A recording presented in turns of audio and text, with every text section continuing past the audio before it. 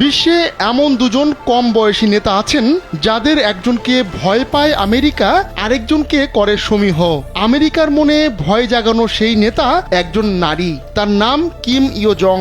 তিনি উত্তর কোরিয়ার নেতা কিম জং উনের বোন।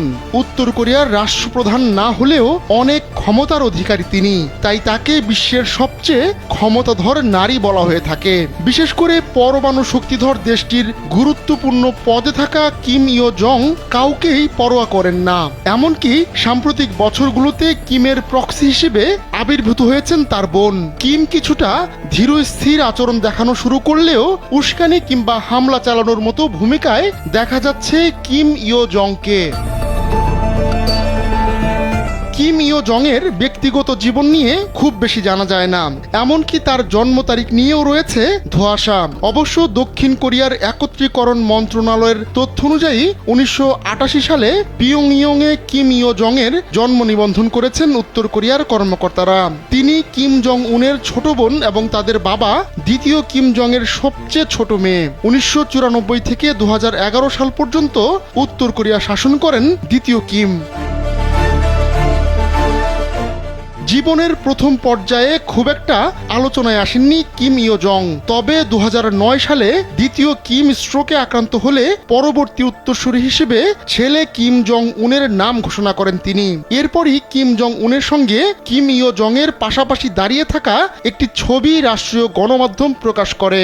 ওই ছবিতে তাদের সবচেয়ে বড় ভাই কিম জং চোলকেও দেখা যায়। পরবর্তীতে 2011 সালে সিঙ্গাপুরে এক সঙ্গীতায়োজন উপভোগ করার সময়ও ইয় এবং চোল ক্যামেরা বন্দী হয়েছিলেন।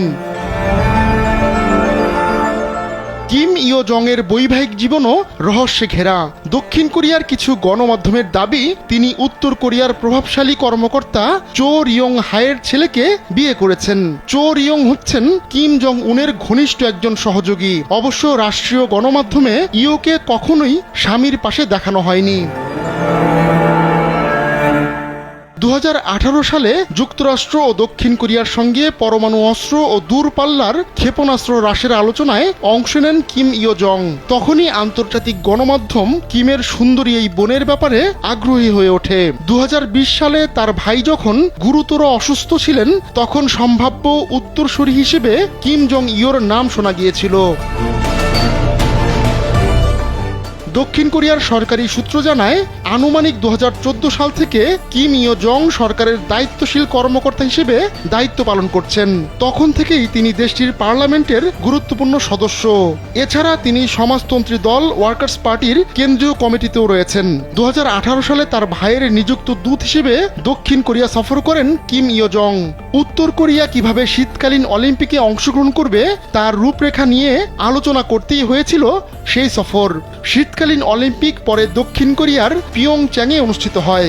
উদ্বোধনী অনুষ্ঠানে তৎকালীন মার্কিন ভাইস প্রেসিডেন্ট মাইক পেন্সের পাশেই বসেছিলেন কিম ইয় জং। এছাড়া উত্তর কোরিয়ার শাসক কিম পরিবারের প্রথম সদস্য হিসেবে তিনি আনুষ্ঠানিকভাবে দক্ষিণ কোরিয়া সফর করেছেন। এরপর দুবার পরমাণু নিরস্ত্রীকরণ আলোচনায় তার উপস্থিতি এবং রাষ্ট্রীয় গণমাধ্যমে প্রচারণা থেকে কিম ইয় জং এর প্রভাব সম্পর্কে বহির্বিশ্ব ধারণা পেতে থাকে। একদলীয় শাসন ব্যবস্থার দেশটিতে নানাবিধ পদবি কিম ইয় জং এর দখলে। তার মধ্যে অন্যতম হল তিনি দেশটির প্রচারণা বিভাগের প্রতীকী প্রধান হিসেবে দায়িত্ব পালন করছেন। গত কয়েক বছরেই মূলত তার ক্ষমতার কেন্দ্রে আরোহণ বেড়েছে। এই সময়কালে তিনি মার্কিন প্রেসিডেন্ট ডোনাল্ড ট্রাম্পের সঙ্গে কিম জং উনের 3টি সামনাসামনি বৈঠকে উপস্থিত ছিলেন। কিম জং উনের শীর্ষ পরামর্শক এবং তার উত্তরসূরি হিসেবেও উপস্থিতি রয়েছে কিম ইয় জং এর।